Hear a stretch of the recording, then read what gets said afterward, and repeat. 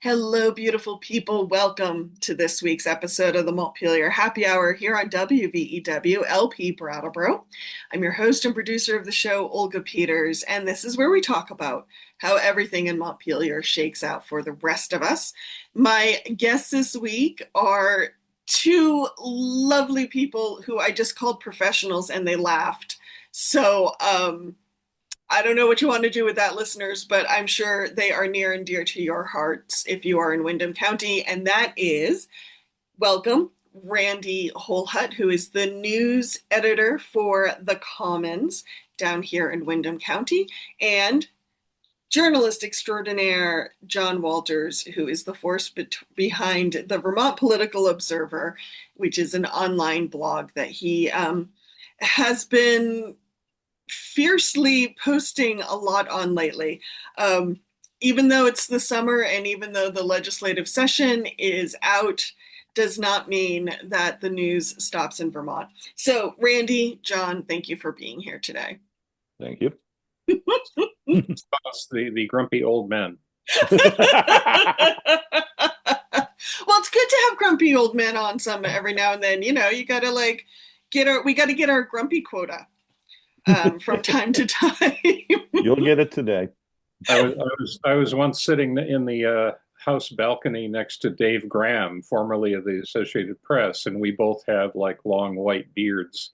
And Mark Johnson, who was there, looked at us and said, "It's the Smith brothers."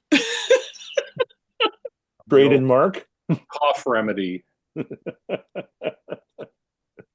So anyway, but enough about beards. Yes. Yeah, I'm feeling left out. And so did Mark. Oh, he would have, yes. So I'd like for us to start with a post that John has put on his blog on the vpo.org.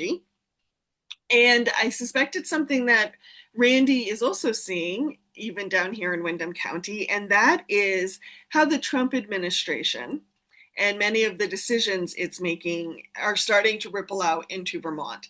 Specifically, for what you were talking about, John, is Governor Phil Scott, and how is he responding to the requests coming down from the federal government to either get state data, use state resources, that type of thing. And for you, John, you're asking the question like, where is it teamwork to work with our partners at the federal level, and where is it capitulation? I think was broadly the question you were asking. And what was the conclusion you came to? Well, really, the conclusion, although I kind of buried it in a single paragraph, is that, Phil Scott is trying to walk a very fine line. He doesn't want to overtly offend the Trump administration if he can avoid it. He also does not want to alienate all the Democratic and moderate voters who regularly turn out to vote for him. So he doesn't want to seem like a Trump puppet either. The problem with walking this line is that Donald Trump engages every day in redrawing and blurring the line. We are really just beginning to see, several months into the Trump term, that this is continuing to escalate bit by bit. It's the old, frog in the boiling water thing, where if you throw the frog in the boiling water, it's just instant death. If you throw the frog into cold water and turn on the heat, then the frog thinks it's a nice warm bath for a while until it dies. And it's getting a little worse all the time. And I think the demands on Vermont and on every state and locality will continue to escalate. We saw that in the administration most recently redid its list of sanctuary jurisdictions. And greatly reduced it. It was like 500 jurisdictions, which was ridiculous. Now it's less than 40, and Vermont is on the list, although the governor has actually resisted actually making us a sanctuary state. So I think it's only a matter of time before the administration goes after those sanctuary jurisdictions. It's already started to with New York. And, the governor is going to be put in more and more uncomfortable situations. And at some point, he's either going to have to make a stand or he's going to turn out to be that frog in the warming pot of water. It was telling that the day after he turned over the list of SNAP recipients to the federal government, that the sanctuary list came out with Vermont on it. That you don't appease a bully. There's the bully always wants something more. Mm-hmm. And the only appropriate way to deal with a bully is punch him in the face. And we know Scott hasn't the guts to do anything to really stand up to him, like say some of the Democratic governors are doing right now with the runaway Texas reps. Mm-hmm. So yeah, the Douglas Democrats, who became the Scott Democrats in the recent elections, the ones that will vote for the person supposedly and not the party. This might be the bridge too far for some of them if Scott goes into full-blown cooperation with the administration. I think he knows that it would be political suicide in Vermont to do anything like that. Mm-hmm. Well, you saw that illustrated last Sunday when he held an event with EPA Secretary Lee Zeldin at a farm in Fairleigh. He did not, his team did not announce it in advance, as far as I can tell. There were no reporters or independent cameras there. The only thing that appeared was a Phil Scott Facebook post, including several photographs from the event after the fact. And, the TV news coverage reflected that. They depended entirely on the photos and the information from Scott's Facebook post. So, you invite a cabinet office secretary into your state. He's a member of your own party, and you're afraid to tell anybody about it in advance, presumably because they would have had a massive protest outside the Fairleigh farm. But, that's kind of where Phil Scott is at, and that's where the Trump administration is at. And I think it's only going to get more and more uncomfortable for him. So I was actually wondering, the Fairleigh event, if the decision not to put out a press release may have also rested with the federal level, because you think of a lot of the town halls that Republicans had been holding and now they've stopped because again they didn't want the protests. So I actually wondered if maybe that was also a request from the feds. Could be. I mean, they saw what happened to J.D. Vance when he went skiing in Vermont. Yeah, it's a brilliant bit of protest too. I think an inspiration for protests succeeding then. I know. I mean, there were some very good signs at that protest that I still think fondly on. I think the other thing you brought up, John, in your post that I find intriguing was you mentioned the work of Attorney General Charity Clark. Yep. And what pinged my interest before you talk about that is in a previous blog post, I remember several weeks ago now, you posed the question, Charity Clark is independently elected by the voters. So does she work for the voters, Vermonters, or does she work for the government? I mean, for the governor, I think was the question you asked. And it felt a little bit like that was playing out in this situation too. Yeah, I mean, there's an inherent conflict in how the Attorney General's office is defined. I don't know if this is true in other states or not, but the Attorney General is the people's attorney and represents the people's interests. So, in federal lawsuits and multi-state lawsuits, Charity Clark joins with other Democratic attorneys general. But at the same time, the Attorney General's other job is to be the advocate for the state of Vermont and to defend Vermont's interests in court, which means she will find herself in court defending the Scott administration when there's a challenge to something that they are doing. So that she, the best example of this is the Global Warming Solutions Act and climate, where she will eventually be defending the Scott administration if there is a lawsuit against Vermont for failing to meet climate targets.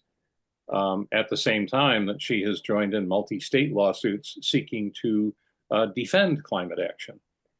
It's inherent in the office. And it's got to make attorneys general uncomfortable from time to time. And it also, maybe that's why rarely does an attorney general run for governor, because, on the state level, you are very significantly constrained in what you can do in terms of, generating your own policy profile. Well, it's probably harder too when you're dealing with divided government. When you have when most of the Democratic attorneys general have Democratic governors, so it's a little easier. Yeah. There's in the case of the SNAP data, Charity Clark made it clear that she would have been happily gone to court with the other Democratic AGs, but the Scott administration's position prevented her from doing so.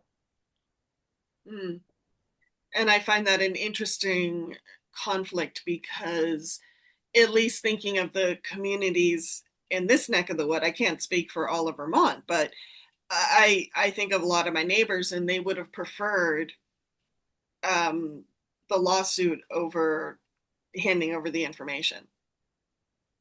Yeah. Well, when you see how vehement the response from the Democratic office holders as well as the party against over that decision to hand over the SNAP accountants, Charity was in a difficult spot, certainly, but she knows that I think she knows that she can take a pass in this one, and it won't hurt her too much next year. Well, to be fair to our political leaders, it is sort of a tough spot because Vermont, we think about the Entergy lawsuit, and Vermont has gotten spanked by the supremacy clause before. I hope I'm using the right term. And so I think some of our political leaders might be a little shy around, going head to head with the federal government.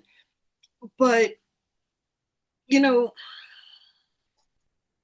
we also want,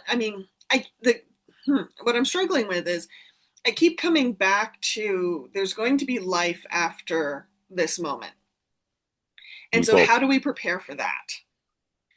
And so I guess I'm just wondering, how do all these pieces fit together? You got the supremacy clause, you've got Trump moving the goalpost all the time. You've got the fact that, it would be easier perhaps to find allies in the federal government than to make enemies of the whole federal government. And yet it's quite clear at times that Vermont policy is not in line with the current federal trajectories and policies.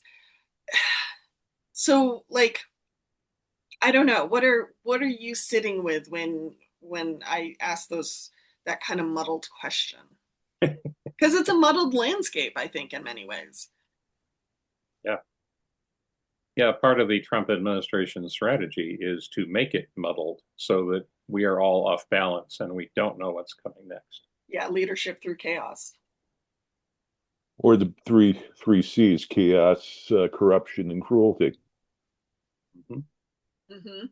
Yep, and just on the policy level, which we haven't really talked about, we really have yet to see how Trump actions on things like reducing food benefits, reducing housing subsidies, and reducing healthcare assistance are going to play out.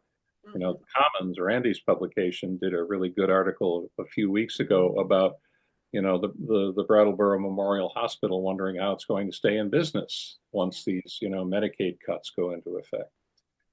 So, in addition to the policy stuff and the ICE enforcement and, all this other stuff, there's also just the federal financial aspect of it, which we worry about and are just beginning to get an inkling of, how big an impact this might be. Not to mention how much of the state government is funded with federal money. Yes. Mm-hmm. I mean, granted, not as much as other places, like West Virginia's 50%. Ouch. Yeah. So I guess it, oh, go ahead, Randy, sorry. But of course, they voted for Trump more than anybody else.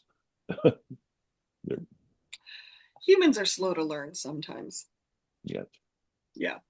So, I mean, does it just come down to we need to keep talking to our lawmakers so they know where Vermonters stand and hope that gives them, the courage or the fortitude they need? Yeah, I think all the protests help. It may not feel like it at the time, but the numbers and the number of areas, number of cities and towns, large and small, where people turn out, I think it does make a difference, at least in terms of putting a little backbone in the Democrats in Montpelier and DC. Mm-hmm. I mean, I would agree with John that the protests have steadily grown as the months have gone by, and not just the usual suspects showing up at these things. Although, of course, Vermont being as gray as it is, you get a lot of gray-haired folk who've done this many times for many different causes. But they keep showing up. Yes, and they're younger people joining them because they know their future's definitely in danger. Mm-hmm. I mean, when I was their age, it was Reagan, and that was the future we were facing when we left college at that time. Mm-hmm. And it almost looks like a golden age now compared to the level of incompetence and corruption and cruelty that we're seeing here. But every president in my lifetime has just been a descent into well, it's a long way from John F. Kennedy to Donald Trump. Let's put it that way. Mm-hmm. Yeah, when I was their age, it was Nixon. So. Mm-hmm. And I always like to say Nixon was the last liberal president. Well, think of it: the EPA, Nixon, the wanting federal wage and price controls, Nixon. Yep. Clean Water, Clean Air Act, Nixon. That's a good point. Of course, there was a massive Democratic majority in Congress at the time, and massive public support for clean water and clean air. But he like Eisenhower, he went with the flow. Mm-hmm. And of course, Nixon did try that whole undercutting democracy thing in both 68 and 72, but yeah, and eventually came to bite him in 74. Yes. Mm-hmm. Yeah, and we're just waiting for that moment now with Mr. Trump. Which would require some Republicans to grow a spine. Yeah. And well, maybe we can do a GoFundMe for porta spines for the Republicans in Congress. I know Becca would certainly sign off on that. Mm-hmm. Mm-hmm. Yeah, we used to talk about Reagan as the Teflon president, but Trump seems to have coated himself in extra layers, it seems. The Nordic Ware president? There you go. Well, before we still have a few minutes left. Let's talk a little bit about what Becca Balint's up to. Joyce Marcel sat down, had a long conversation with her. Randy, would you like to tell us a little bit about that? Well, Becca and Joyce have an interesting relationship. I mean, we've known Becca since she was a goofy middle school teacher in Brattleboro, Mm-hmm. and her and Becca and her chief of staff there, Sophie Pollock, have been really good about giving us time to sit down and have Becca just open up to us and let us know what she's doing and how she's holding up. And the how she's holding up thing was a big part of the conversation that appeared in this week's paper, Mm-hmm. because that seems to be the question everyone's asking. I mean, how do you do that? How do you sit in a room with these people? And when she admitted, they won't look her in the eye because they know they've sold out. Mm-hmm. But she's managing to find allies because even as the Republicans are still voting for the worst of Trump's policies, they're still hearing it from their constituents that maybe Medicaid cuts not such a good idea. With closing our hospitals down, not such a good idea. Mm-hmm. Raiding the farms and taking away the agricultural workers, not such a good idea. Mm-hmm. But the whole thing with that is that, oh, you were supposed to hurt them. You weren't supposed to hurt me. Right. Oh, yeah. Well, I mean, then the message is it's fine if you're cruel to someone else, which, if you're thinking that, you need to sit down and reflect just a little bit. Well, besides the porta spine, some empathy transfusions wouldn't hurt too. Mm-hmm. Yeah. Empathy drops. But Yes. yes, the Becca's still managing to find allies. I mean, Thomas Massey is not the person I would think of that Becca would find common cause with on issues. But Massey hates the Trumps as much as any other Democrat, but just for different reasons. Mm-hmm. Right? Thank you, Randy. Yeah. Well, sunlight. Well, it's nice to see you basking in this like, sunny glow, but it's better to see your face. We don't want to get too ethereal on my end.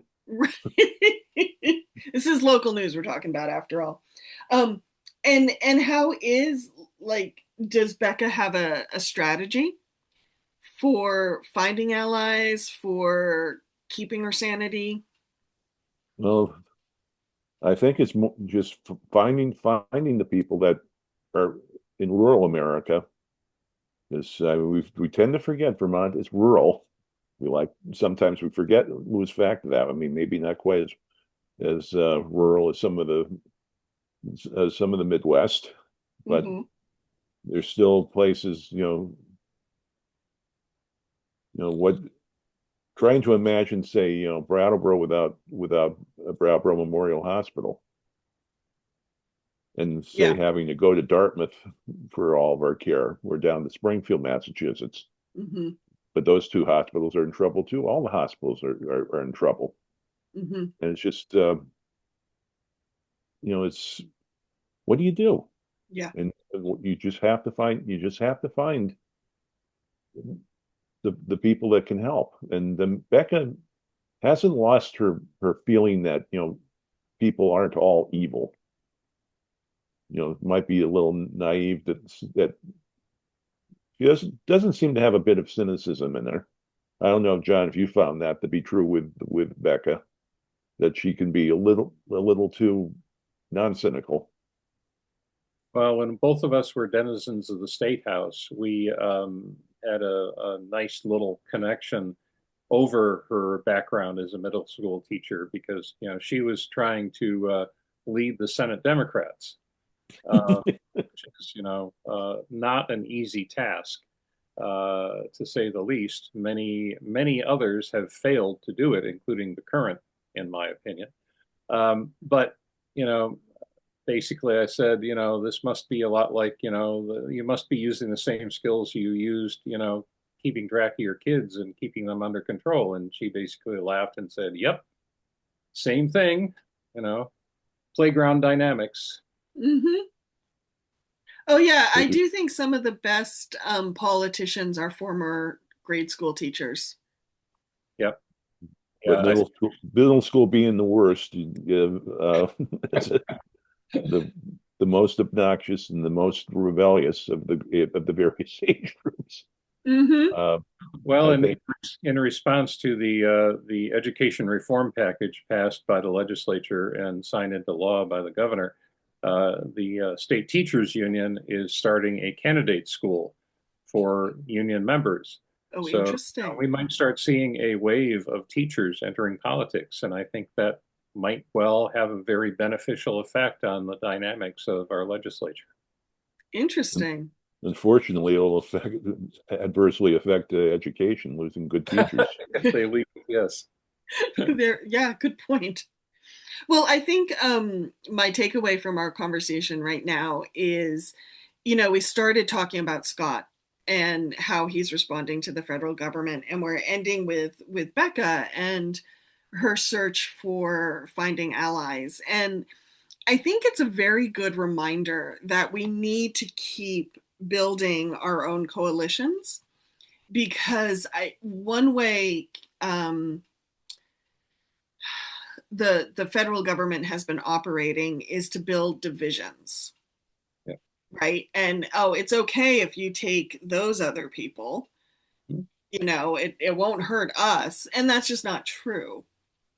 And so the more we can build allyship and team work together in teams, I just, that will be probably the best balm we will have to the chaos coming down from the federal government.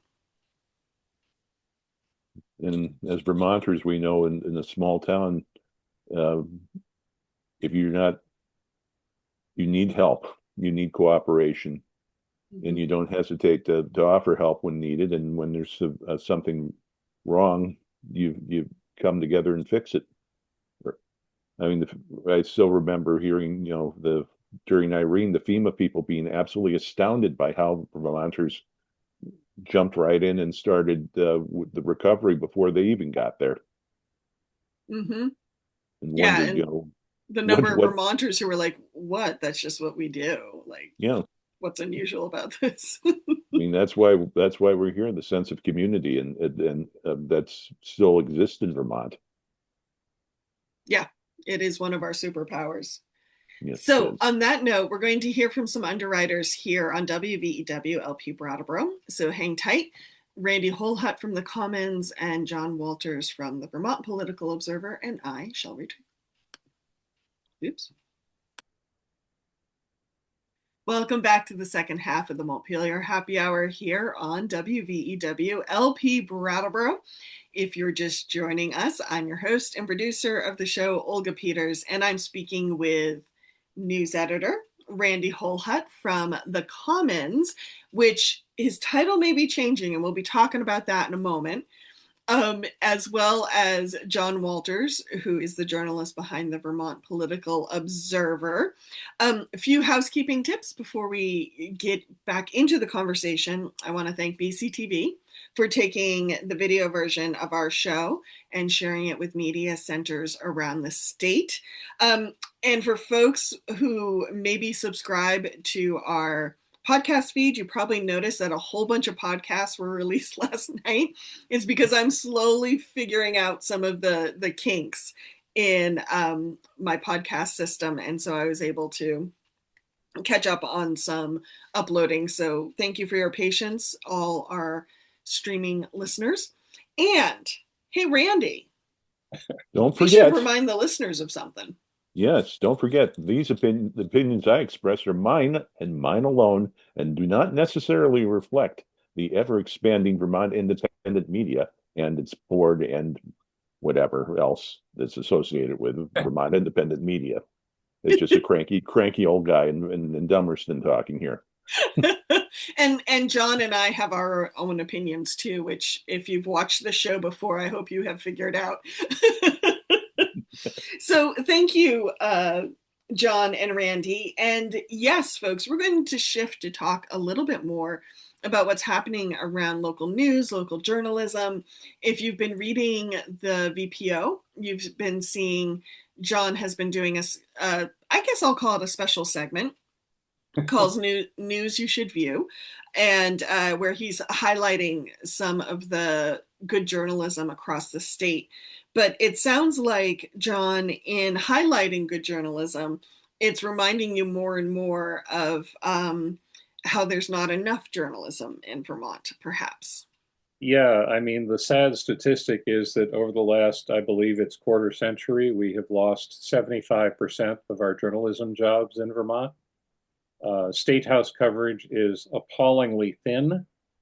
I think we have talked before on this program about the fact that I am certain that the lack of State House coverage compared to past years is one reason why the governor is rarely, if ever, called to account for his administration's occasional misadventures. You know, even our successful outlets, VT Digger, 7 Days, and Vermont Public, have had to make some cuts and made some adjustments in how they do business and how they do news. And, you know, all of our newspapers are struggling to one extent or another, searching for a business model that is truly sustainable. Many of us, including the Commons, nonprofit organizations now. I serve on the board of the Holhut Gazette, which was a community-owned, a locally owned newspaper for profit, and is now a nonprofit that is, you know, we're still, to be honest, you know, struggling to get our financial feet under us. So those outlets are doing a lot of good work, as I find week by week. I find articles in local papers that are worth celebrating and worth sharing. At the same time, they have extremely limited resources, and we're all looking for the secret formula to make journalism truly sustainable and give our communities the coverage they deserve and that they're not fully getting right now. Mm-hmm. I know it's a constant struggle to you know do what's needs to be done with what little we have, and it's encouraging that the Hardwick Gazette and the Herald of Randolph and have reached out to us for advice on how to become nonprofits. And it helps that one of your co-workers, Sandy Atkins, where I worked with her at the Reformer during my first tour there in the 1990s. But you know, the nonprofit model is not the magic bullet, but it makes the paper a little more accountable to the readers. And you know, the philosophy we have that you know that news is a public service and it should be available to everyone without a paywall or a toll booth in front of it, and that you know, the public radio model of we'll give it to you for free, but if you like it, give us some money. It works, kinda, sorta, but it still depends a lot on the generosity of too few people. Mm-hmm. And you know, the acquisition that the Vermont Independent Media made a few weeks ago of purchasing the Deerfield Valley News in Wilmington, it was something I really wasn't totally in favor of, because I thought it would dilute our model of buying a for-profit newspaper.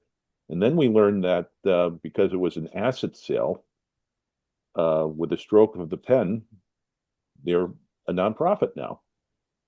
So we were able to help preserve a community newspaper that's well loved in that side of Windham County, and you know, keep it out of the hands of evil corporate ownership, which has not had a particularly good track record in Vermont, and expand our reach in terms of being able to share content with the Deerfield Valley News and cover an area that we really struggled with since Olga was doing it for us when we started out as a weekly.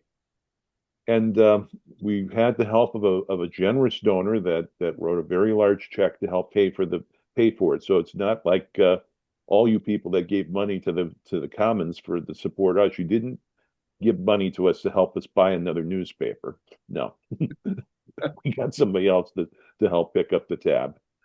But it's a way. This whole deal is a way of kind of strengthening two independent newspapers to do the job better, just like up in Hardwick, keeping that paper going. I mean, it's Vermont's had a long history of strong community weeklies, and it's been really tested in the last 25 years, and Yeah. we're trying to do our part to keep it going. Well, I think what can be so overlooked in journalism is how much it requires. It's a very human capital intense industry. And yes, technology has streamlined a few things. And yes, with this little piece of technology, I can take photos and I can record things and I can type out an article. But that doesn't mean that having one person doing all those things is really the best. And I think of that a lot with like this show. Emily helps when she can, but she is very busy with her work as a lawmaker. And so for the most part, I'm it. And I can see all the ways that this show could be better if I had some help or if I knew what I was doing. There's always that too. But, and I think about how that translates into newsrooms where, when Randy and I can go out on to cover a story together and he's taking photos and all I'm doing is reporting, it's so much easier. And I feel like I always do a better job as a reporter, not having to also think about taking photos. And I look at our newsrooms and how they get whittled down. And that might bring us to the Burlington Free Press in a moment. And a lot of the better technology allowing one person to do more things isn't necessarily what's better for coverage. Well, think of like television used to be a two-person crew. You had the reporter, you had the photographer. Mm-hmm. Now, in many cases, the reporter is also having to do the setups and take the video. And Gannett was notorious for starting this whole idea of a reporter is supposed to be able to write, several stories a day, update the website with breaking news, take video, take photos, and just do it from your car. Yeah.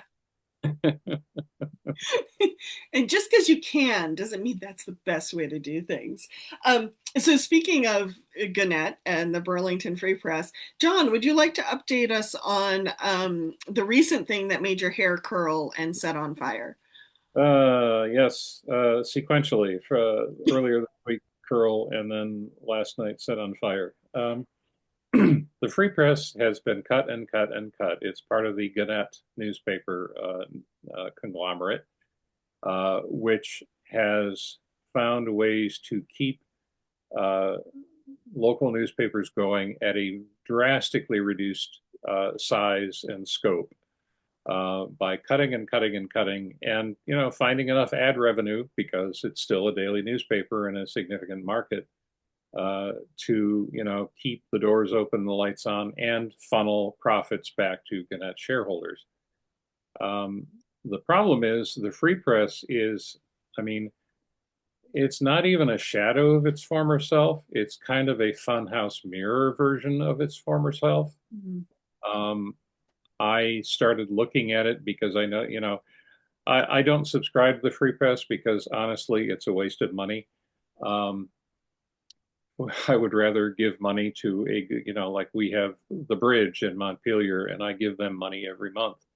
But the Free Press, I noticed, like, I get their daily email summary of what's in the paper, and I noticed the top story one day this week was basically something that had been plucked from a Reader's Digest listicle and fluffed out into a plausible story.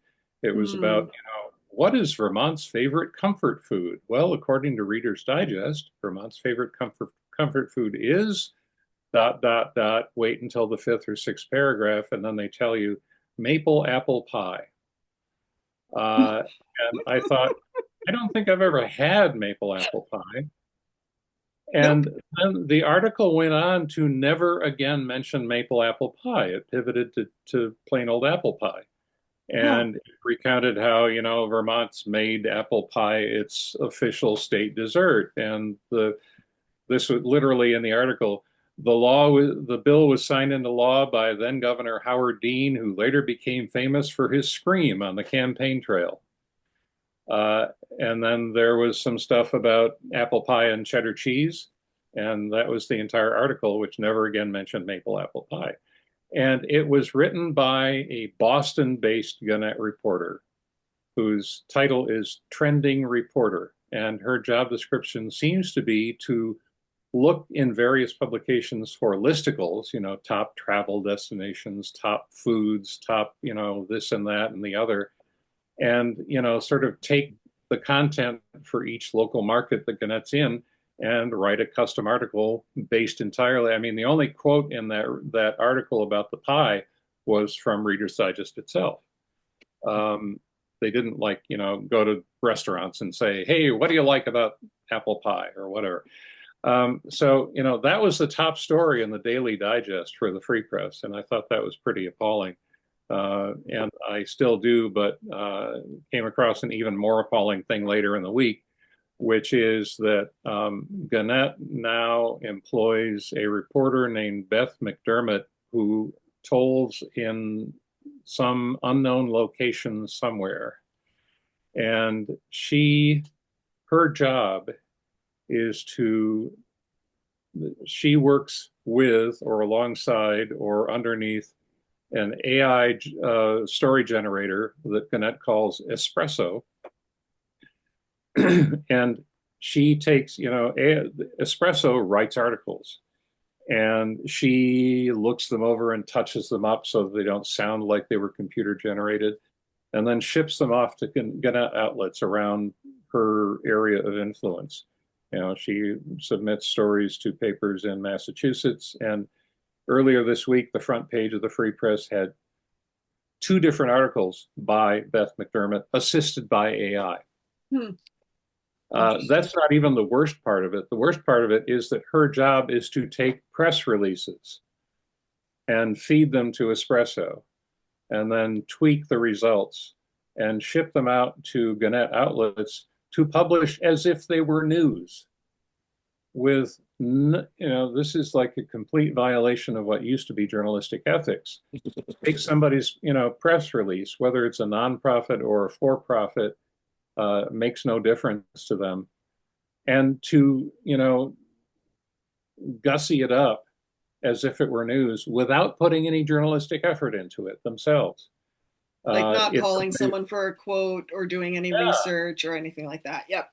Yeah. And the fact that like 2/3 of the Free Press's front page was, taken up with these thinly disguised press releases written by somebody in some other state with the help of an AI machine, it just made me think that the Free Press and probably all of Gannett, we'd probably be better off without all those publications and with more room for new organizations to take advantage of the resources in those markets.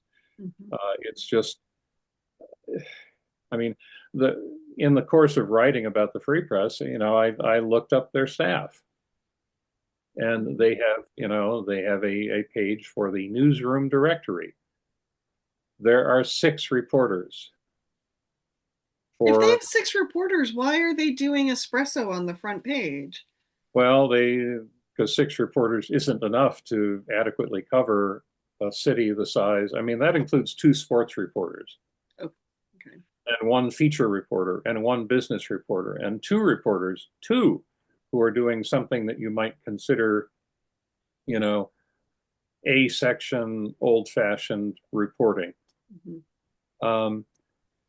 And it's just not enough. So they need this filler. They need, they've got a little bit of meat and they got a hamburger helper the hell out of it to fill pages. Mm-hmm. But it's a simulacrum of what news used to be. Mm-hmm. Randy, do you want to jump in? Well, the listicles, I get at least 3 or 4 of them a day sent to me from PR shops. Yeah. Vermont is the blank, blank, blank, blank, whatever. And generally, I hit the delete button on them because they have no basis in reality, or they have the same old place. I mean, Brattleboro sometimes slips in, but it's always Burlington, Montpelier, and Phil. We take third place or maybe behind Rutland or Barry. But Or unless it's a list of like the goofiest cities in the country or the most 60s cities in the country. yes, And they play off the stereotypes of Brattleboro. yes. But Gannett in Massachusetts now owns what used to be 2 of the largest papers in the state, which was the Boston Herald and the Worcester Telegram Gazette. Mm. And I worked for the Telegram Gazette back in the 80s as a working multiple jobs cobbled together into enough for a bit of an income. But they used to have a dozen bureaus all over Worcester County. They printed 4 editions in the morning, 6 editions in the afternoon, and had reporters in every place filling up the paper with local news. And little by little, that's been whittled down. And a friend of mine that I worked with at that back in the 80s when I was there at the TNG, came by to visit in Brattleboro. She retired from the Telegram Gazette because she was about the last reporter, and they were more interested in how many clicks she could generate with her stuff. And she was a crime reporter, loved crime writing about that stuff, lived for the type of person that cruises around the scanner in the car. Mm-hmm. And they challenged her, how many clicks can you get? Can you get to 1 million clicks? And then 2 million. Somebody, I guess some Hallmark movie star was involved in some kind of stupid thing, and that got to 2 million clicks for the year. But that's it. Clicks, Mm-hmm. views. And is there any content? Is there any meat? No. It's just fill up the front page. And I can't see advertisers paying for that for that. I mean, the Free Press used to be a paper that you kind of had to read, just like you had, you read the Free Press and the Rutland Herald, and maybe check on the smaller weeklies. They had people at the State House. And now there's nothing. Mm-hmm. And Digger had a lot to do with that because they came in with a better mousetrap and covered the hell out of the State House. And now they're finding out that it takes a lot of money to cover the State House, and they don't have it. Mm-hmm. Well, the thing I find interesting with AI too is I did, as an experiment once, I did take the first few paragraphs of an article I was working on and I put it through an AI machine to see what it would do with it. And what really put me off was, sure, there were some ways where it gussied up the language or it gave it a little more pep and that type of thing. But the other thing it did was it subscribed. It created emotional intent in some of the paragraphs, and I had quoted someone and it said, "Oh, so and so said sadly," and someone else, was very upset that, and I'm like, no, no, no, no, no, no, we don't, no, no, this is, no, no, no. That's Said, not appropriate at said. all. That's, people forget that that's a great word. Said. Just said. And so, giving sources emotional intent was just, to me, an absolute no go, no starter right there. Um, Machine. So mhm. you kind of wonder who's uh, you putting these preferences into the program. Where are you doing that? Or a bunch of children, because everyone's, we're now at the point where everyone's just out of high school to graybeards like John and I. Mhm. Mhm. Well, it's it's so interesting. I go back to, I think, what I said earlier in this segment about how technology has in some ways democratized a lot of media, both in the fictional world of like filmmaking and scripted television and stuff like that. And you can create your own YouTube series if you want. You don't need to wait for Hollywood to call you anymore.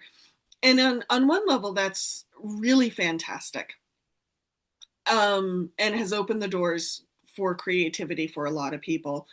On the other hand, though, again, for me, like thinking about what AI did to some of my copy and giving people intent that was not there or was not appropriate for a journalist to give, it hasn't done anything around responsibility or ethics or the things that as journalists we are, certain things have been hammered into us about what you can and cannot do. And AI doesn't care.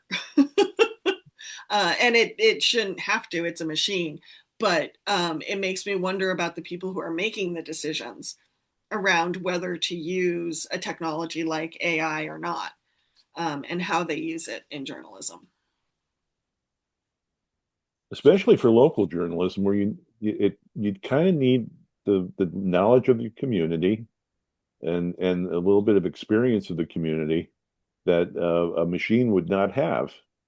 I mean, there's no substitute for that for institutional memory, Mm-hmm. and with the lack of with all the people with the institutional memory being put out the pasture or laid off or then Burnt discovering that out. there's you burnt out or discovering there's more money to be made in other professions. Mm-hmm. Um, you local journalism is diminished by that, and it takes time to learn that. Yeah. I've always felt that for a local reporter, it takes at least two years before people trust you when you're on a beat. Mm-hmm. As some folks may know, I write articles for Vermont Business Magazine, and I focus on a different county every month. And I often feel, boy, I bet I could do this story better if I actually lived in Middlebury or Burlington or whatever county I happen to be focusing on in that moment. Yeah, we're just about out of time, John. What would you like to add? We've kind of gone all over the landscape here. Well, I'll say again, there are lots of bad things going on in journalism. There Hmm. are also lots of great things going on in journalism. There are people like Randy in almost every community in the state who are trying to keep local news going and reinvent local news. Even as they are flying the plane, they are rebuilding the plane. And it's an incredible effort. Success is not assured, but there is an incredible amount of talent and energy and dedication going into this.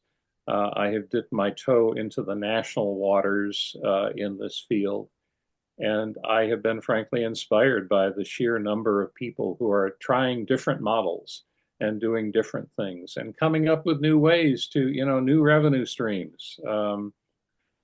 just to mention one. I have heard from a publication in Virginia that um, that through AI, sorry, um, generates an audio version of every story they publish. And it's right up there at the top of the story. If you want to listen to this story instead of reading it, click here. Mm-hmm. And before you hear the story, you hear a 6-second sponsor announcement. And that is a brand new revenue stream for that publication that I think every small paper in the country could do, if it's appropriate for what they're doing. Mm-hmm. And there are people who are coming up with ideas like that all over the place. We have yet to put it together into a sustainable model for nonprofit journalism or hybrid journalism. But there's a lot of really good work going on. And even though I am now in the trenches and struggling to get out of the trenches and make the Hardwick Gazette a sustainable operation, I remain really optimistic about the prospects for what we're all trying to do. Mm-hmm. I like that you brought up that example of the AR generated audio track, because I think that's a good example of, AI is a tool. Yep. And as long as we use it responsibly as a tool, it can do some good things. I think the problem is with technology sometimes is there have been newsrooms that look at it as a solution. Yeah. And a solution to like, oh, we don't need so many reporters if we do this. And I think that's when you're getting into dicey territory. I mean, a hammer is a great tool, but it shouldn't be used indiscriminately. Mm-hmm. Randy, any thoughts before we head out? Well, I'd say in continuing with the optimism part of the program, I think the thing to be most excited about is at the University of Vermont and their Center for Community News and the Community News Service, which is using students at UVM to help supplement news coverage to small weeklies around the state, and with the supervision of some experienced professionals, and so they're not flying solo without any supervision. So what they're producing is really good work, and you see their work all the time on Digger. Mm-hmm. And we'd use more of it in the Commons, except that we're still looking for people up from UVM to help us to cover Southern Vermont. And of course, Burlington's a little far away from Brattleboro, but they do an excellent job up in Chittenden County. And I'm not sure if the Gazette's reached out to any of the folks that. We have a summer intern from UVM, right. Who has been highly useful in some ways, but also university students studying journalism are not often used to the pace and demands of real life front lines in the trenches journalism. So it's an adjustment for them. Mm-hmm. Well, this is where you find out. It's better to find out at that stage of your career that perhaps this isn't what you should be doing than to be in a position of responsibility and then find out this isn't what I should be doing and make some mistakes that could really affect your career and affect your newspaper or outlet. Mm-hmm. But I agree generally that UVM's Center for Community News is doing some great stuff, and they are actually considered a national leader. Yes, they're doing the model they've exported to many different places because they feel that the marriage of college and community is an effective source of finding people to cover those communities. Thank you. Well, on that note, we're going to head out. We're out of time here on WVEW LP Brattleboro, but I want to thank Randy Holhut from Vermont Independent Media and John Walters from the Vermont VPO or Vermont Political Observer for joining me today. As always, the Montpelier Happy Hour is on Friday at 2 p.m. on WVEW, as well as rebroadcasted every Wednesday. Randy, if people want to read the work of the Commons, where can they go? Well, at 260 outlets around Windham County for the paper and ink version, or online at Commons News. That's one word, Commons with an S, news.org. And do you have Deerfield Valley News's website memorized yet? That would be DeerfieldValleyNews.com. Fantastic. And John, if people want to read your work. Yeah, it's the vpo.org, or search for the Vermont Political Observer and you will find me. Wonderful. Have a great weekend, everyone. We will be back next week.